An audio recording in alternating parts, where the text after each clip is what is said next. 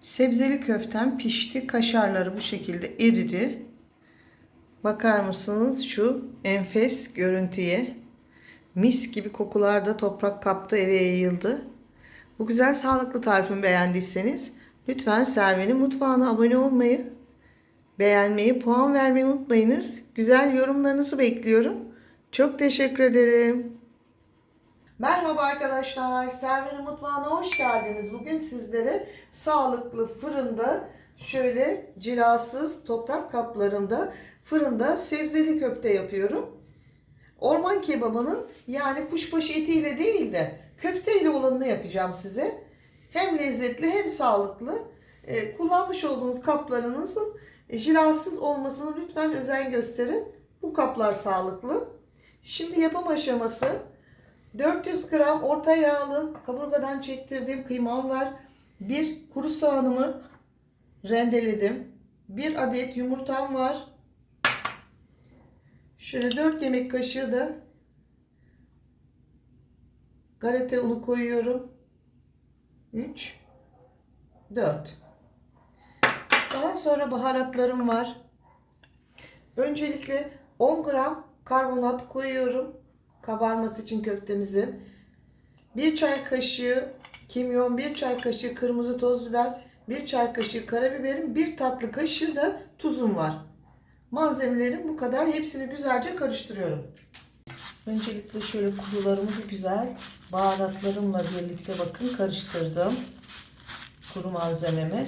Daha sonra rendelemiş olduğum soğanı yediriyorum. Yumurtamı yediriyorum. Hepsini güzelce karıştırıyorum. Şöyle küçük boy patatesten 5 adet patatesimiz var. Bunları iri olacak şekilde doğruyorum.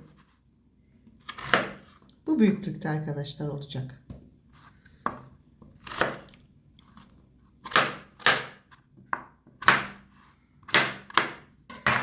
Bakın 3 adet de büyük boy havucumu doğradım.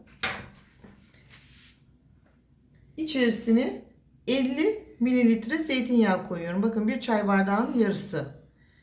Ve güzelce her yerine yağ gelecek şekilde karıştırıyorum. Bunlar bu şekilde hazır. Şimdi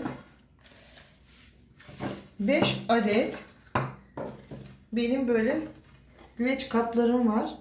İçerilerine patateslerimin yapışmaması için şöyle biraz yağ döküp güzelce bakın her yerine eşit miktarda böyle yağlıyorum. Hazırlamış olduğum patates ve havuçları şöyle dibe koyuyorum. Şimdi köfte hamurumu güzelce yoğurdum. Şöyle patates büyüklüğünde, bu büyüklükte küçük köfteler yapacağım. Yani orman kebabının et yerine köfteli yapacağız. Olay budur. Şöyle üzerlerine köftelerimi bırakıyorum. Bakın. Köfteler pişince biraz küçüleceği için tabi biraz büyük yapıyorum. Bir porsiyonluk bunlar 6-7 köfte yeterli oluyor.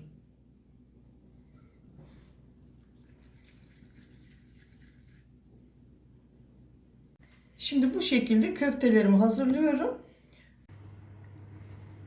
200 derece fırına pişmeye gidiyor.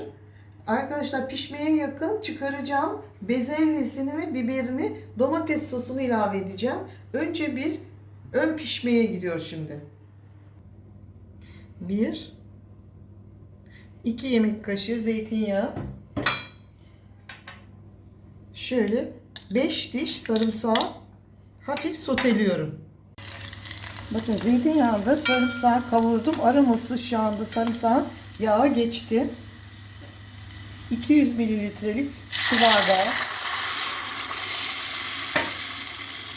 domates sosunu ilave ediyorum ve kaynadıktan sonra üzerine bir miktar daha su ilave edeceğim. Şimdi kaynamasını bekliyorum.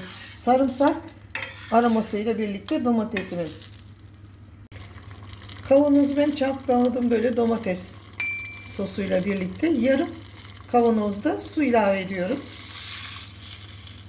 Ve kaynadıktan sonra sosumu ocağımın altını kapıyorum. Bakın domates sosum harika oldu. Kaynadı, güzelce pişti. Bir tatlı kaşığı top kekiğimi ilave ediyorum. Sebzeli köftemizi buradaki amaç lezzetlendirmek.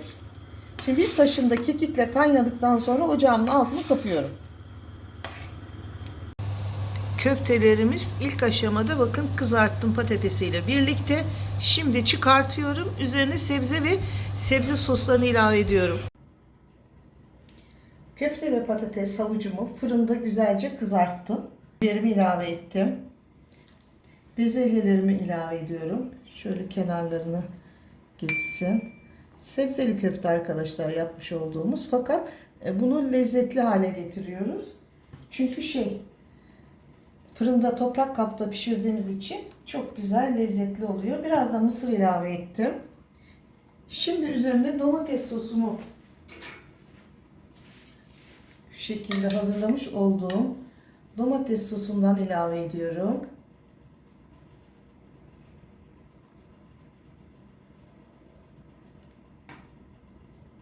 Tekrar fırına gidecekler. Domates sosuyla birlikte sebzeler pişecek. Patatesiyle köftelerini önceden pişirdim. Şimdi sosuyla sebzelerini ilave ettim. Tekrar pişmek için fırına gidiyor. 1-15 dakika yeterli oluyor. Sebzeli köftemi eğer beğendiyseniz ve hala abone değilseniz lütfen Serve'nin mutfağına abone olmayı, beğenmeyi, yorum yazmayı, bundan sonraki tariflerimden haberdar olmak için lütfen zil tuşuna basınız. Puan vermeyi de unutmayınız. Çok teşekkür ederim. İnce dilimler halinde kaşarlarımı da ilave ettim. Şimdi fırına gidiyor.